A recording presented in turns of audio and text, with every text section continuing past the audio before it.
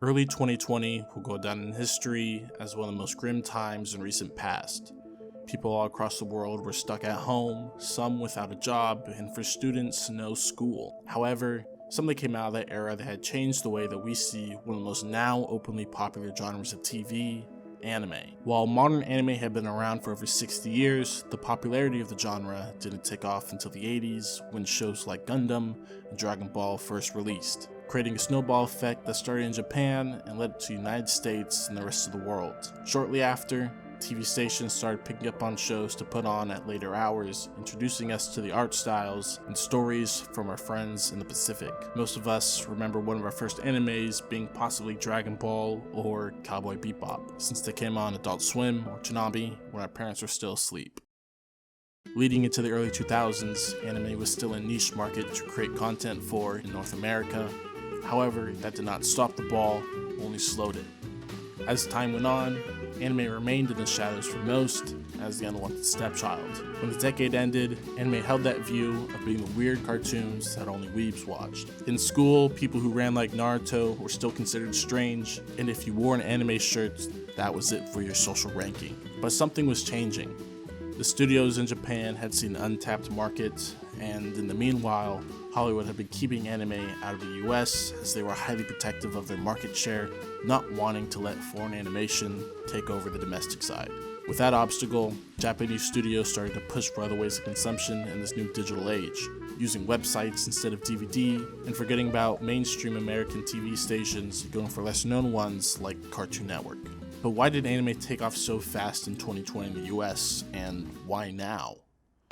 Besides for the pandemic, which had played the biggest role, anime for the longest time had been viewed as a genre of shows that wasn't to be touched, like mentioned before, the unwanted stepchild. With the rise of COVID-19 and being stuck at home, people flocked to find something to take their minds off the outside world with such a wide variety of subgenres, and the possibilities were endless.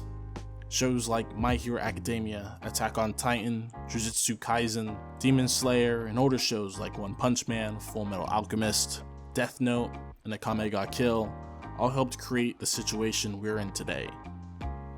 In my own personal view, dark fantasy anime such as Akame ga Kill, Full Metal Alchemist, and Attack on Titan have been the ones that have affected me and others the most.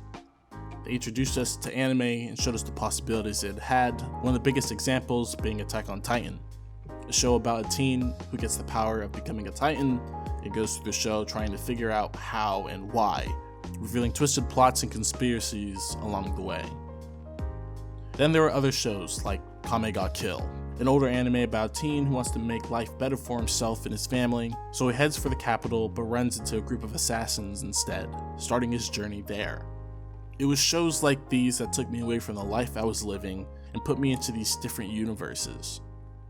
I started to talk about and meet people who were also watching the same shows, building relationships. It was common ground that everyone could have.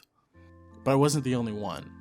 As time went on, I saw that people all around the world were joining me on this dive into anime, and I wouldn't call myself a super fan. I can't name characters or do the moves that they did, but it did distract me from what was happening outside.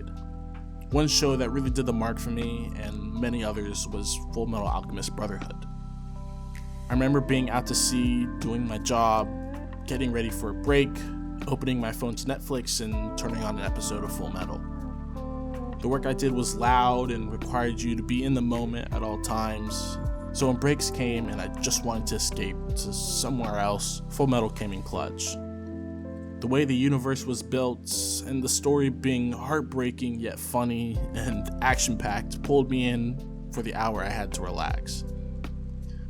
I specifically remember a moment in the show when I felt that my world had been shattered, and it had affected me beyond just some pixels on a screen. And that was what I wanted. Then, coming home and being alone for almost 6 days out of the week, I would pick up new shows. I would dive into slice of life and feel-good animes, and maybe even peek into Rum? NANI? Let's not talk about it. But all of these anime, for others and myself, it took me away from the depression and anxiety that we all had probably faced. It allowed me to live in a world that I wanted to. it now being the end of 2022, I don't usually watch anime much anymore. With life picking up and work back to normal, I spend most of my time with friends and at work than I do at home. Also, now knowing what I like, I get pretty picky about what I want to watch. That is reflected for most people now. Still, anime has become a multi-billion-dollar industry, and while that's happening, most of us are still waiting for new shows to come out and new seasons, and just all around indulge ourselves in what we have come to love. From hating anime in the early teens to becoming what we swore to destroy, the pandemic, the internet, and just the world at large is becoming smaller every day. It's also just seemingly changing us. We find that there are a lot of people with our interests and entertainment to please our deepest desires, what we crave and want and sometimes need. We place ourselves in these shows, in these universes, then talk about what we would do and how cool it would be to live in them, get mad and sad and sometimes cry. But we always know that there's another anime that you have on your list that you need to watch. A new adventure or love interest, new problems that require overcomplicated solutions, and sometimes a guy who's just really a massive bitch and needs to go talk to that girl he likes in class B, but he won't because he's scared. But why is he scared? Like, she likes you too. Like, why won't Kazuya just tell Chizuru that he likes you?